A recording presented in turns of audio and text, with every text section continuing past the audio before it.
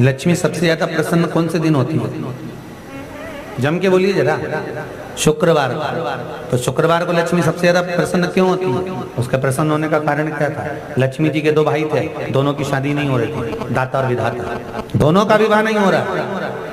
और दाता विधाता के लिए लक्ष्मी बड़ी परेशान थी, रोज नारायण से कहती थी प्रभु कुछ कृपा करिए, दाता विधाता का विवाह नहीं हो रहा, उम्र होती चली जा रही, इनका कुछ करिए प्रभु, आप नारायण आप कुछ तो कर सकते हो। भगवान नारायण ने तब लक्ष्मी से कहा एक काम करो, बेलपत्री के पेड़ के नीचे बैठकर लक्ष्मी तुम अनुष्ठान करो तुम्हारे भाइयों के विवाह के लिए। इसलिए आज भी हमारे हिंदू धर्म की रीति है कि बेलपत्री के पेड़ के नीचे शाम के समय लक्ष्मी का वासा होता है। इसलिए लोग इस बेलपत्री के पेड़ के नीचे तुम्हारा रात्रि को शाम को 6 बजे से लेकर रात्रि को 8 बजे तक तुम्हारा निवास होगा। जैसे पीपल के पेड़ में देवताओं का निवास, आपको आप लोगों ने यदि पद्म पुराण पढ़ी होगी या सुनी होगी तो उसमें स्पष्ट कहा है, पीपल के वृक्ष की गणना ध्यान देना, पीपल के वृक्ष में सुबह 4 बजे से लेकर 7 बजे तक ब्रह्मा जी का वासा होता है। पीपल के वृक्ष में सुबह 7 बजे तक ब्रह्मा जी का वासा, 7 बजे से लेकर 10:30 बजे तक पीपल के वृक्ष में भगवान विष्णु का वासा होता है। कितनी बजे तक? 10:30। 10:30 से लेकर 11:30-12 बजे तक पीपल के वृक्ष में पितरों का वासा होता है। इसलिए हमारे यहाँ पितरों को श्राद्ध पक्ष में जो भोजन कराया जाता है वो 10:30 से 12 के बीच में कराया जाता है। 12 बजे के बाद पीपल के वृक्ष में दोपहर के 1:30 बजे तक आहूतों का वासा रहता है। आहूत कौन? जो गर्भ में शांत हो गए, जो कुंवारी अवस्था में शांत हो गए, जो जन्म लेने के बाद उनका विवाह नहीं हुआ और शांत हो गए, उन आहूतों का वासा उस पीपल के वृक्ष में दोपहर में 1:30 बजे तक रहता है। उसके बाद में प्रेतों का वासा चालू होता है। इसलिए दोपहर के समय पीपल के पेड़ की परिक्रमा नहीं होती। फिर शाम को 4 बजे से 7 बजे तक पीपल के वृक्ष में शंकर जी का वासा होता है। इसलिए शाम के समय पीपल की परिक्रमा नहीं होती। 7 बजे के बाद में पीपल के वृक्ष में रात्रि को 9 बजे तक कुबेर का वासा होता है। फिर 9 बजे के बाद में प्रेतवास चालू होता है पीपल के वृक्ष में। उसी तरह बेलपत्री का जो वृक्ष है, उस बेलपत्री के वृक्ष के नीचे रात्रि को 8 बजे से लेकर 12 बजे तक बेलपत्री के पेड़ के नीचे कुबेर का निवास होता है। महाराज, कुबेर का निवास। प्रयास करा करो किसी बेलपत्री के पेड़ के नीचे हम दीप लगाएं, घी का दीप। यदि संपदा की कमी हो तो, अगर भगवान ने खूब संपदा दी है तो भले मत लगाओ, कोई दिक्कत। महामृत्युंजय मंत्र का यदि आप जाप करते हो और आपको मालूम पड़ गया कि शरीर में मुझे ये रोग हो गया है, मुझे शुगर हो गया है, मुझे बीपी हो गया है, मेरा ब्लड प्रेशर ऊंचा नीचा रह रहा है, कोई भयंकर रोग, मेरे रिश्तेदार को कोई कैंसर जैसा रोग हो गया, किसी को कोई थायराइड हो गया, किसी को कोई किडनी और लीवर में सूजन हो गई, किसी को कहीं किडनी और लीवर में तकलीफ हो गई, तो शिव महापुराण की कथा कहती है, नवग्रह शिव महापुराण की कथा कहती है कि बेलपत्री के वृक्ष के नीचे महामृत्युंजय मंत्र का जाप जो शुक्रवार की शुक्रवार घी का दिया लगा कर करता है, उसके रोग बाबा देवाधिदेव महादेव समाप्त करते चले जाते हैं। ये संजीवनी मंत्र शुक्रवार के दिन भगवान शंकर को शुक्र को दिया था, इसलिए उसकी प्रधानता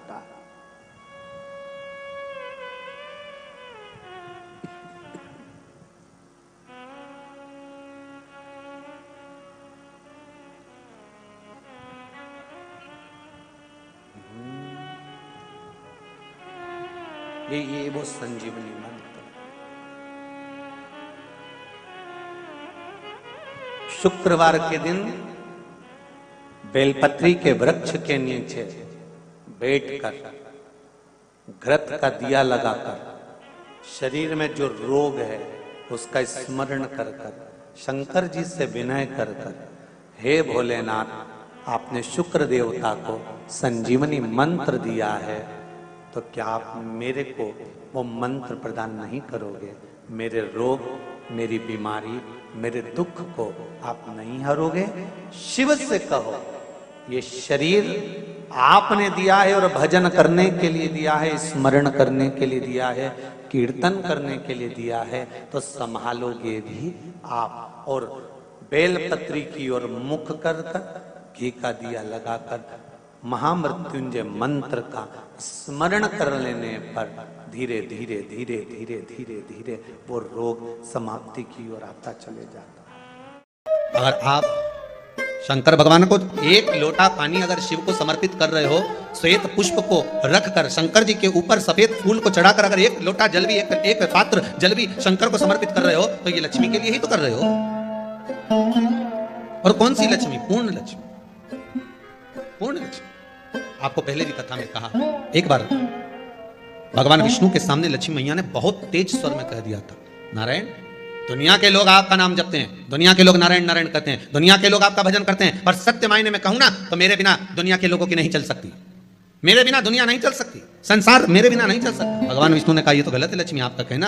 एक दिन लक्ष्मी को अहंकार आ गया, अहंकार के संबोधन जब माता लक्ष्मी कहने लगी तो भगवान उसी समय पर भगवान विष्णु को क्रोध आ गया और भगवान विष्णु ने कह दिया, लक्ष्मी तो इतनी बड़ी बड़ी बात कहती है कि तेरे बिना नहीं रह सकती संसार। मैं तुझे कहता हूं लक्ष्मी तू अपूर्ण है, तू अपूर्ण है, तू पूर्ण कब हो गई?